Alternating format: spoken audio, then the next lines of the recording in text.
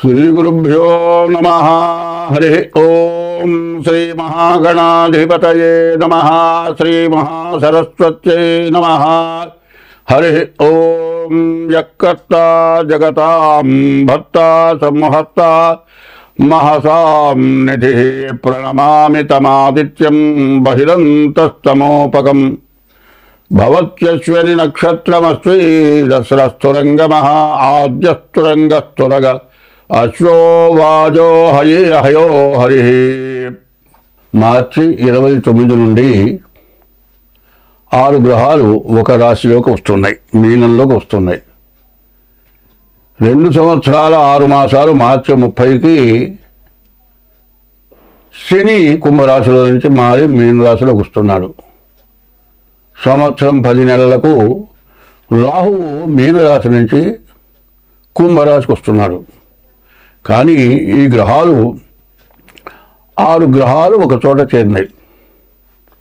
6 గ్రహాలు ఎట్లా చేరినాయి, ఎందుకు చేరినాయి, ఏమిటి కారణం, దీనివల్ల వచ్చే కష్టమా నష్టమా సుఖమా దుఃఖమా అనేది ఆలోచించుకోవాలి. ఇంతకుముందు 60 సంవత్సరాలకి పూర్వంలో అష్టగ్రహ కూటమి అనేది వచ్చింది. ఈ అష్టగ్రహ కూటమి వచ్చినప్పుడు కొంతమంది మానవులు నడుస్తూ పడిపోయి పురాణాలు జరిగారు. మంచం మీద పడుకున్న వాళ్ళు పడుకున్నట్లే పురాణాలు పోయినాయి.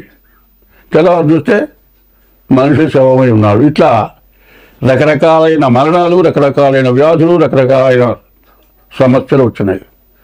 ఇప్పుడు కూడా 24వ సంవత్సరం 2024వ సంవత్సరం నుంచి 2027వ సంవత్సరం వరకు 24, 25, 26, 27 ఈ 4 సంవత్సరాలు కూడా దుష్ట చతుష్టయం అని చెప్పాలి.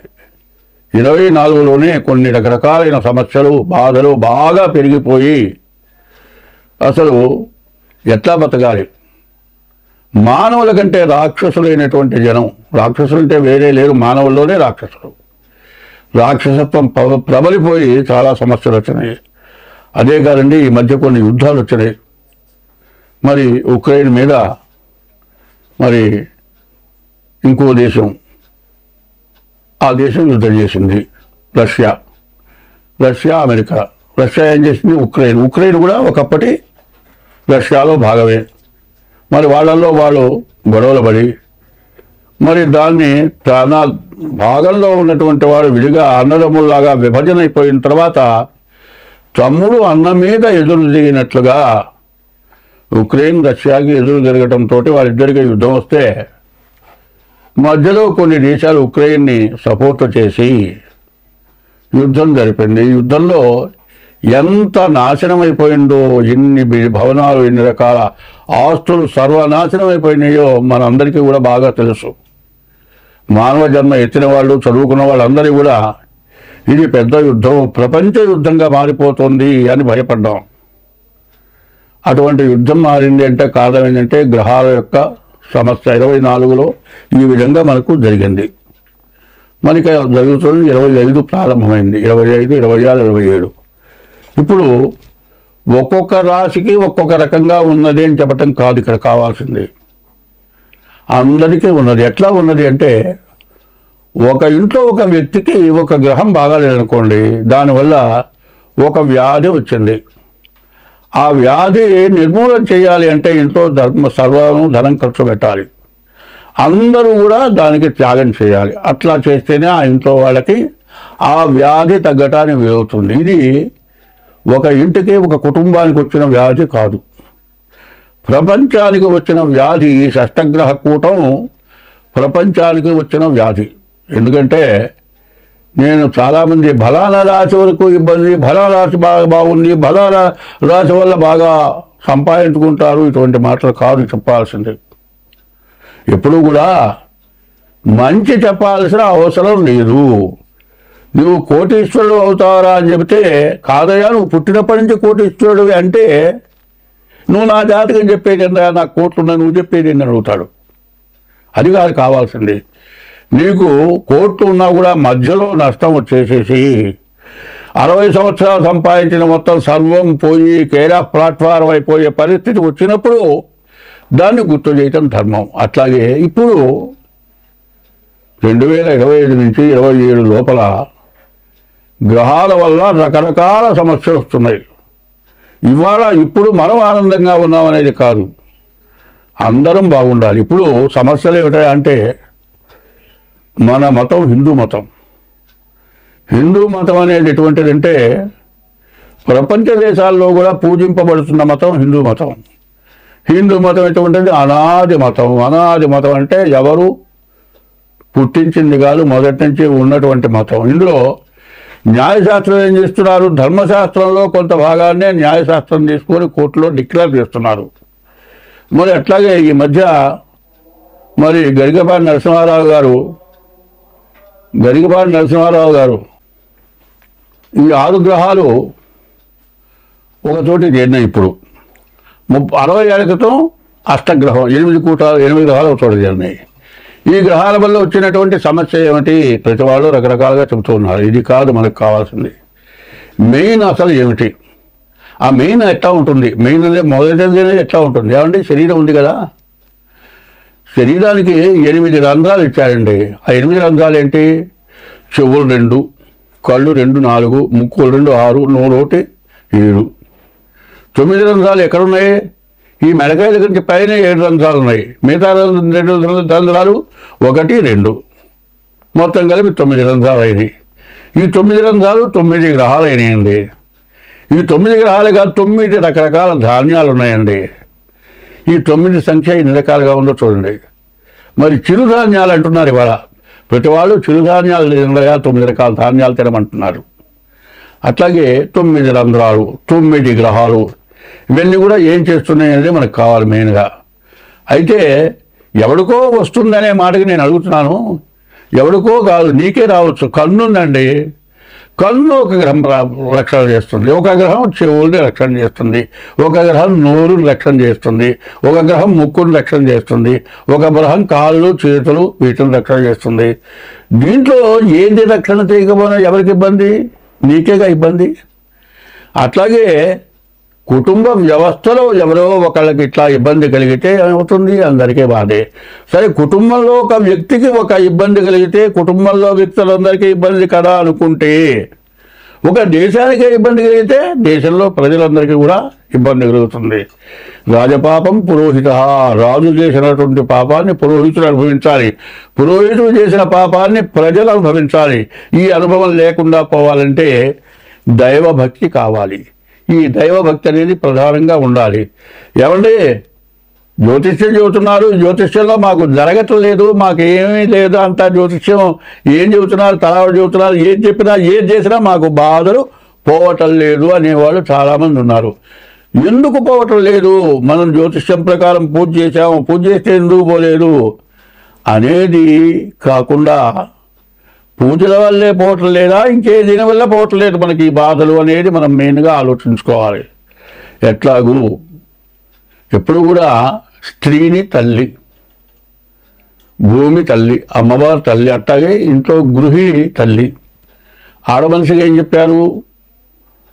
4 రకాల స్త్రీలు ఉన్నారు. మరి ఈ 4 రకాల స్త్రీలలో మంచి జాతి స్త్రీలు ఉన్నారు, రకరకాలు ఉన్నారు. వాళ్ళ వల్లే ఈ లోకం దేశం బాగుపడుతోంది. అందువల్ల భార్యని పెళ్లి చేసుకున్న తర్వాత వాడు ఇంట్లోని భార్యని అట్టి పెడుతున్నాడు. భార్య ఇంటి బాధ్యతలను తీసుకుంటోంది. ఎవరిని ఎట్లా చూడాలో అట్లాగే చూస్తోంది. ఆమె ఎట్లా ఉంటుంది? కార్యేషు దాసి, చేసే పనులలో దాసిగా పనిచేస్తుంది. కరణేషు మంత్రి, భర్తకి సలహా ఇవ్వటంలో మంచిగా ఉపయోగపడుతోంది. భోజ్యేషు మాత, భర్తకి భోజనం పెట్టేప్పుడు తల్లిలాగా పెడుతోంది. శయనేషు రంభ, భర్తతో పడుకున్నప్పుడు రంభలాగా ఉంటుంది. షట్కర్మయుక్త, 6 కర్మలు చేస్తోంది. కులధర్మపత్ని అన్నారు. భర్త అంటే భరాయించేవాడు, భార్య అంటే భాగాన్ని పంచుకుండేది. ఈ 2 భూమి ఆకాశం. సూర్యుడు భూమి తల్లి, సూర్య భగవానుడు తండ్రి. వాళ్ళు ఎట్లాగో మన భూలోకంలో కూడా భార్య భర్త సూర్యుడు, భార్య భూమి. భూమి ఏం చేస్తోంది? భూమిలోంచి నీళ్ళు వస్తున్నాయి, నవధాన్యాలు పండుతున్నాయి, మరి సముద్రంలో ఉప్పు నీళ్ళు వస్తున్నాయి, మరి నదిలోని మంచినీళ్ళు వస్తున్నాయి, ఇవి కాక విషవాయువులు వస్తున్నాయి, ఆయిల్స్ వస్తున్నాయి. మరి మంచినీళ్ళు వస్తున్నాయి తాగుదాం కదా అని మంచినీళ్ళు తాగాలి, బావిలో నుంచి ఆయిల్ వస్తుంది కదా, అది తాగితే బతుకుతామా? బతకం కదా. ఏది తినాలో అది తినాలి, ఏది తాగాలో అది తాగాలి. అది కూడా ఎక్కడి నుంచి వస్తుంది? అంతా భూమి నుంచే ఉద్భవిస్తుంది. అట్లాగే స్త్రీ వల్లే అన్నీ ఉద్భవిస్తున్నాయి. ఇవి తెలుసుకొని కామక్రోధస్య లోభస్య దేహే తిష్టంతి తస్కరాః జ్ఞానవిత్తాపహారేణ తస్మాత్ జాగ్రత్త జాగ్రత్త. కామం క్రోధము, ఈ కామం క్రోధం రెండింటి వల్లే దేశమంతా సర్వనాశనమైపోతుంది. కామం అనేది చాలా తక్కువ. ఎటువంటిది యవ్వనం చాలా కొద్ది. మనిషి 100 సంవత్సరాలు బతికితే బాల్యం 25 సంవత్సరాలు, యవ్వనం ఒక 5 సంవత్సరాలు ఉంటుంది. కౌమారం వార్ధక్యం అంటే 100 సంవత్సరాలు ఇచ్చాడు. 100 సంవత్సరాల వయస్సులో సరిగ్గా యవ్వనం అనేది పూర్తిగా 10 సంవత్సరాలు ఉందని చెప్పడానికి ఇప్పుడు లేదు. ఈ యవ్వనంలో చేయరాని పనుల వల్ల మనకు ఈ గ్రహాలన్నీ కూడా మారిపోతున్నాయి. కారణం ఏమిటా అంటే కుక్కలకు ఒక టైం ఇచ్చాడు సంగమం చేయడానికి. మరి కొన్ని జాతులకి ఏనుగుండి నీటిలో సంగమం చేస్తుంది. మనం ఏం చేస్తున్నాం? అన్నీ తెలుసు. 24 గంటలు ఆడది కావాలి వీడికి. ఏ టైము వేళ పాడ లేదు. మరి వాళ్ళే ఆ మిగతా జాతులు ఏం చేస్తున్నాయి? వాటికి ఇచ్చిన టైంలోనే సంగమం చేస్తున్నాయి. దానివల్ల మరి ఉత్పత్తి చేస్తున్నాయి. మనం ఎప్పుడు పడితే అప్పుడు. దీనివల్ల చాలా నష్టం జరుగుతుంది. ఈ కామం ఎటువంటి చేస్తుంది? ఇంట్లో భార్య ఉందంటే వాడు ఏం చేస్తాడు? ఇంకొక ఈమె 4 పిల్లలు పుట్టారు, ఈ విడిగా ఓపిక పోయింది, శక్తి నశించిపోయింది, రూపంలో కళ తగ్గింది, ఇంకొక దొరికింది పనిచేసే చోట, ఆమె బాగా అందంగా ఉంది, ఆమె ఏం చేస్తుంది? వీడెమ్మడి పడుతుంది, వీడేం చేస్తాడు? ఆమె మడిపడతాడు. చివరికి ఏమవుతుంది? ఇంట్లో భార్యకో ఎవరికో తెలుస్తుంది, ఆమె తగాదా పెట్టుకుంటుంది. వీడేం చేస్తాడు? నువ్వు అక్కడ పో, నువ్వు ఉంటే ఉండు, పోతే పో అంటాడు. తల్లిదండ్రులు చేస్తారు, ఈ పిల్లల్ని తీసుకెళ్తారు, కోర్టులో వేస్తారు. మరి వీడి తల్లిదండ్రులని వీడిని మొత్తాన్ని పోలీస్ స్టేషన్లో పెడతారు, కేసు అవుతుంది. సరే ఎట్టా డైవర్స్ తీసుకుంటారు, బాగానే ఉందండి. ఈ తల్లిదండ్రులు ఏం చేస్తారు? ఈ పిల్లలు, అమ్మా నువ్వు అన్యాయం అయిపోతున్నావు పోతుంది. అట్లాగే ఇప్పుడున్నటువంటి ఆ షష్టగ్రహ కూటం వల్ల జరగబోయేది ఏమిటా అంటే ముందు మీ జాగ్రత్తలు మీరు పడాలి, మీ జాతకాలు చూపించుకోవాలి. దాని యొక్క పరిస్థితి ఏమిటా అంటే కొన్ని గ్రహాలతో పాటు కొన్ని పూజలు కూడా ఉన్నాయి. ఆ గ్రహ దోషాలతో పాటు పూజలు చేయాలి. పూజలు ఎందుకు చేయాలి? నువ్వు చేసిన పాపం పోవటానికి కొన్ని పూజలు చేయాలి. సూర్యుడు నీకు బాగా, నీ సూర్యుడికి అధిదేవత ఈశ్వరుడు రుద్రుడు. సూర్యుడు జపంతో పాటు రుద్రుడు కూడా అభిషేకం చేయాలి. అట్లాగే ఒక్కొక్క రాశికి ఒక్కొక్క గ్రహానికి గ్రహ దోషాలకి గ్రహ పూజలు కాక దేవతా పూజలు ఉన్నాయి. ఈ దేవతా పూజలు కూడా చేసుకోవడం చాలా అవసరం. ఇట్లా ప్రవర్తించడం, ప్రతిరోజు కూడా నీ ఇష్టదేవాన్ని పూజించడం, ఇవన్నీ చేసుకోవడమే కాక ఇది ఫిబ్రవరి నెల చాలా దగ్గరలోకి వచ్చింది. ముందుగా మీ జాతకాలు చూపించుకొని మీకు ఏం చేయాలో చేసుకొని, అయితే బాధలు తప్పవు. 100 వంతులు కాకుండా 25 వంతులు తగ్గుతాయి, 75 వంతులు మీరు బయటపడతారు. కాబట్టి ఈ విషయాలు మీరు బాగా అర్థం చేసుకొని జాగ్రత్తగా మీ జాతకాలు చూపించుకొని అన్ని విధాలా బాగుంటుంది. మీరందరూ సుఖంగా ఉంటారు. అందరం బాగుండాలి.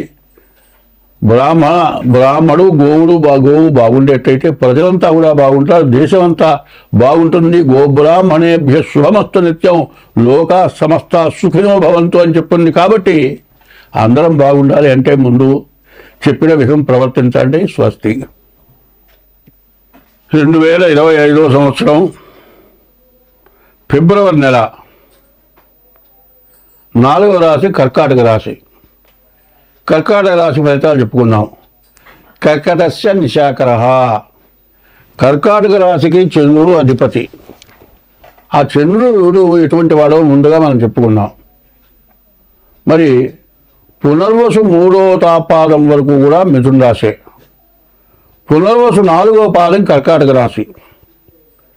పునర్వసు నక్షత్రం 4వ పాదం కర్కాటక రాశిలో రామచంద్రమూర్తి పుట్టాడు. ఆయన పేరు రామ అని పెట్టారు పేరు. చంద్రుడు ఎందుకైనాడంటే కర్కాటక రాశిలో పుట్టడాన రామచంద్రుడు అయినాడు. ఈ రామచంద్రుడు కర్కాటక రాశి చాలా విశేషమైన రాశి, చాలా బలమైన రాశి, చాలా శాంత స్వరూపమైనటువంటి రాశి. ఈ కర్కాటక రాశిలో పుట్టాలి అంటే పూర్వజన్మ స్కృతం ఎంతో పుణ్యం చేసుకుంటేనే ఈ కర్కాటక రాశిలో పుడతారు. మరి రామచంద్రమూర్తి కర్కాటక రాశిలో పుట్టాడు. మరి త్రేతాయుగంలో పుట్టాడు, ద్వాపర యుగం కలియుగం. 3 యుగానికి కూడా దేవుడుగా పూజింపబడుతున్నాడు. కారణం ఏంటంటే మానవ జన్మ ఎట్లాంటిదంటే ఈ జన్మ చాలా ఉత్తమమైన జన్మ. ఎటువంటి జన్మ అంటే ఇది మానవుడికి జ్ఞానాన్ని ఇచ్చి జన్మనిచ్చాడు. అది విచక్షణ జ్ఞానం. ఎప్పుడు కూడా నీ ఆత్మ తెలియజేస్తూ ఉంటుంది. ఇప్పుడు మనం ఒక చోటుకి వెళ్ళామండి, ఒక బంగారపు వస్తువు లేకపోతే ఒక ఆభరణం అక్కడ పెట్టాడు, 30 తులాల వస్తువు అనుకుందాం. అక్కడ ఎవరు లేరు, అది తీసి జేబులో తీసుకొద్దాం అనుకుంటాం. నిజంగా ఇందులో ఒకటి తీసుకొని జేబులో పెట్టుకున్నాడు. అందులో 10 మంది ఉన్నారు. 10 మందిలో ఎవరు చూడకుండా జేబులో పెట్టుకున్నాడు వీడు. అదే వస్తువు పెట్టుకుందాం అనుకున్నా, ఇక్కడ ఉంది ఏమైపోయింది అనుకుంటే, అయ్యో మనమంతా ఇక్కడ ఉన్నామే, పోయింది అనుకున్నారేమో, మన గురించి అనుకుంటారేమో అని తీయనివాడు అనుకుంటాడు. తీయనివాడు భయపడుతూ ఉంటాడు. తీసినవాడు నన్ను పట్టుకుంటాడేమో ముందు భయపడతాడు, నా జేబులు చూస్తాడేమో భయపడతాడు. దొంగకి మొహం నలుపు అన్నారు. వాడు గలగల షేక్ అయిపోతూ ఉంటాడు. పోలీసులు వాడిని చూడంగా పట్టుకుంటారు. దొంగ ఎవరో ఆ ప్రవర్తన బట్టి కనుక్కుంటారు. అట్లాగే మనిషికి జ్ఞానం ఇస్తాడు. ఒక్కోడికి ఏమవుతుందంటే వస్తువు దొరికిందనుకోండి, తీసుకెళ్ళి పోలీస్ స్టేషన్లో పెడతాడు. ఏమంటే ఈ వస్తువు దొరికింది నాకు. పెద్ద పెద్ద వస్తువుల మీద ఏం చేస్తారంటే పేరు వేసుకుంటారు. కొలక్షాలు 3, 4 పేరు ఉంటుంది. నా పేరు లక్ష్మీనారాయణ, పంగులూరు లక్ష్మీనారాయణ అనుకోండి, PLN అని వేసుకుంటా పేరు వస్తువు మీద. ఈ వస్తువు మీద PLN ఉంటుందిగా, పోలీస్ స్టేషన్లో అప్పచెప్పేటప్పుడు ఏం చేస్తాడు, అయ్యా దీని మీద ఈ పేరు ఉంది, ఈ వస్తువు పోయిందని అనౌన్స్ చేయండి, ఈ వస్తువు ఎట్లా ఉంటుంది, ఏ రకం రాళ్ళు ఉన్నాయి, ఈ పేరు ఏముంది అని చెప్పిన వాడికి ఇవ్వమంటాడు. వాడు కనీసం 10 లక్షల రూపాయల వస్తువు కూడా పోలీస్ స్టేషన్ తీసుకెళ్ళి అప్పచెబుతాడు, వాడికి ఇచ్చేస్తాడు. వాడు ఎంత జ్ఞానం గలవాడు, ఎంత పుణ్యాత్ముడు. వాడు కర్కాటక రాశిలో పుట్టినట్టాడు. ఇంకో రాశిలో పుడితే ఆ బుద్ధి ఉండదు. ఎప్పుడు కూడా రాముడు ఎత్తితే బాణం దింపట్ట. ఎందుకంటే ఎన్ని తప్పులైనా కాస్త అట్ట. ఆ తప్పులు ఎట్లా ఉంటాయంటే జనాన్ని సర్వనాశనం చేస్తూ లోకానికే వాడు వల్ల నష్టం జరుగుతుంది, లోకమే నాశనం అయిపోతుంది అన్నప్పుడు వాడి మీద బాణం ఎత్తుతాట. రావణాసుడు గొప్ప శక్తి సంపన్నుడు, కానీ స్త్రీ వ్యామోహపరుడు. ఎంతోమందిని తీసుకొచ్చి చెరబట్టాడు. వాడు బతకకూడదని ఆయన చంపాలంటే చాలా కష్టపడి రావణాసుడిని చంపాడు. అయితే బ్రాహ్మణుడు రాముడు రావణాసుడిని చంపినందువల్ల బ్రహ్మహత్యా పాతకం చుట్టుకుంటుందని రామేశ్వరంలో రామలింగేశ్వర స్వామి ప్రతిష్ఠ చేశాడు. కాబట్టి అటువంటి రాశి కర్కాటక రాశి తప్పు చేయడు. ఒకవేళ తప్పు చేస్తే తప్పనిసరి అయితే తప్పు చేయడం, దానికి తగిన ప్రాయశ్చిత్తం చేసుకోవడం కర్కాటక రాశి లక్షణం. అటువంటి రాశి గొప్ప రాశి కర్కాటక రాశి. ఎన్ని కష్టాలు వచ్చినా తప్పించుకొని బయటపడి బాగుండి తాను బాగా ఉండి జన్మ రాహిత్యం మళ్ళీ వచ్చే జన్మ అంటూ ఉంటే మంచి గొప్ప జన్మ వచ్చేట్టుగా ప్రవర్తన చేసేటువంటి రాశి. ఈ రాశిలో మరి సరిగ్గా చెప్పాలంటే 5 గ్రహాలు పూర్తిగా బాగున్నాయి. 8 గ్రహాల్లో 3 గ్రహాలు బాగాలేవు, 5 గ్రహాలు బాగున్నాయి. రవి బుధులు కలిసి ఉన్నారు. బుధాదిత్య యోగం మంచి యోగం. తర్వాత ఈ రాశికి వచ్చేప్పటికల్లా శని బాగాలేడు, రాహు బాగాలేడు, మరి కుజుడు బాగాలేడు. ఈ కుజుడు వల్ల పూర్తిగా అపకారం, దెబ్బలు తగలచ్చు, దాదాపు ఏదైనా వెరగొచ్చు. దీనివల్ల కొన్ని నెలలు మంచంలో ఉంటాయి. ఎన్ని డబ్బులు ఉంటే ఏం లాభం? మంచం మీద మొత్తం పరిచిగా మంచం మీద డబ్బులు కట్టలు పరిచి పడుకోవచ్చు, కానీ కాలు తిరిగితే ఏం చేస్తా? కింద కాలు పెట్టే పని లేదు, నీ పని నువ్వు చేసుకోలేవు, అటు కూడా పొందలేవు. అంత సుఖంలో ఇంత కష్టం వస్తుంది. అందువల్ల ఈ రాశికి కుజుడు శని అష్టమంలో ఉన్నాడు. ఈ శని కుజుల వల్ల చాలా నష్టం. కష్టాలంటే 8 రకాల కష్టాలట. మరి చాలా ఇబ్బంది అయినటువంటి జాతకం. అయితే కొన్ని రకాలుగా బాగుంది. వ్యాపారం బాగుంది, విద్య బాగుంది, ఉద్యోగం బాగుంది, విదేశీయానం చేయొచ్చు. అక్కడికి వెళ్ళిన తర్వాత ఏదైనా ఇదిగితే లక్షలు ఖర్చు పెట్టుకొని ఉద్యోగానికో చదువుకోపోతావు. అది మానేటప్పుడే 4 నెలలు పడుతుంది. ఎంత కష్టం. కాబట్టి ఈ రాశివాడు ముందుగా మీ జాగ్రత్త కావాలి, మీ జాతకం చూపించుకోవాలి. అయితే 2 గ్రహాలు, శని అష్టమంలో ఉన్నాడు, కుజుడు ద్వాదశంలో ఉన్నాడు, రాహు 9 ఉంటున్నాడు. ఈ 3 గ్రహాల వల్ల చాలా సమస్యలు రావడానికి బాగా అవకాశం ఉంది. కాబట్టి శరీరంలో మరి 9 రంధ్రాలు, 9 భాగాలు చెప్పాను. 9 భాగాల్లో 2 భాగాలు బాగాలేవు కాబట్టి బాగు చేసుకుంటే మిగతా 7 భాగాలు బాగుండాలి. అంటే ముందు మీ డేట్ ఆఫ్ బర్త్ ద్వారా మీ జాతకం చూపించుకోండి. తర్వాత ప్రతి వ్యక్తి కూడా చేయాల్సిన పని ఒకటి ఉంది. ఎంత సంపాదించినా ఒక 1,00,000 కిలోలు బంగారం ఉందనుకున్నామండి, అది జాగ్రత్తగా తీసుకొని ఒక పర్వతం మీద పెట్టి కూర్చున్నావు. తినటానికి ఏం లేదు, బంగారం అన్న తింటావా? ఈ బంగారం ఏం చేసుకొని చెప్పండి. కాబట్టి ఈశ్వరుడు ఆయన ఐశ్వర్యవంతుడు, ధనాన్ని మొత్తానికి అధిపతి ఆయనే. దాని మీద విరక్తి పుట్టి మరి ఆయన ఆ డబ్బు మొత్తం కుబేరుడు గొప్ప చెప్పి కాపలాగా, వాడేమో కాపలాగా వస్తున్నాడు, వాడి కాదు డబ్బు. డబ్బు ఏమంటే ఈశ్వరుడు. ఈశ్వరుడు ఐశ్వర్యకారకుడు. ఎవరైతే ఈశ్వరుడు పూజిస్తారో వాడికి ఐశ్వర్యం ఇస్తారట. మరి ₹1,00,00,000 ఉన్నాడు వాడు కోటీశ్వరుడు అంటారు. ఈశ్వరత్వం గల వాడికి ఐశ్వర్యం వస్తుంది. కాబట్టి ఈ రాశి వాళ్ళు అన్ని విధాలా బాగుంది. కానీ కుజుడు, తర్వాత శని, రాహు, ఈ 3 గ్రహాల వల్ల చాలా సమస్యలు ఉన్నాయి. మిగతా గ్రహాలన్నీ కూడా బాగున్నాయి. మీకు అన్ని విధాలా బాగుంటుంది. వివాహం కావాలంటే కూడా బాగా జరిగే లక్షణాలు ఉన్నాయి. ఇవన్నీ జరగాలంటే మీ జాతకం చూపించుకోండి. తర్వాత వివాహం చేయాలంటే శస్త్రాస్త్రకాలు ఇట్లాంటివి ఉంటాయి, అవి చూపించుకొని అవి సరిగ్గా ఉంటే మీరు ప్రవర్తించండి. ముందు డేట్ ఆఫ్ బర్త్ ద్వారా, అది లేకపోతే హస్తసామగ్రి ద్వారా తగిన ఫీజు చెల్లించండి. మీ జాతకం పూర్తిగా వివరంగా మీకున్న దోషాలు పోవటానికి తగినటువంటి మరి ఆ పూజలు చేయిస్తాం. మీరు అన్ని విధాలా బాగుండేట్టుగా చేయగలం. స్వస్తి.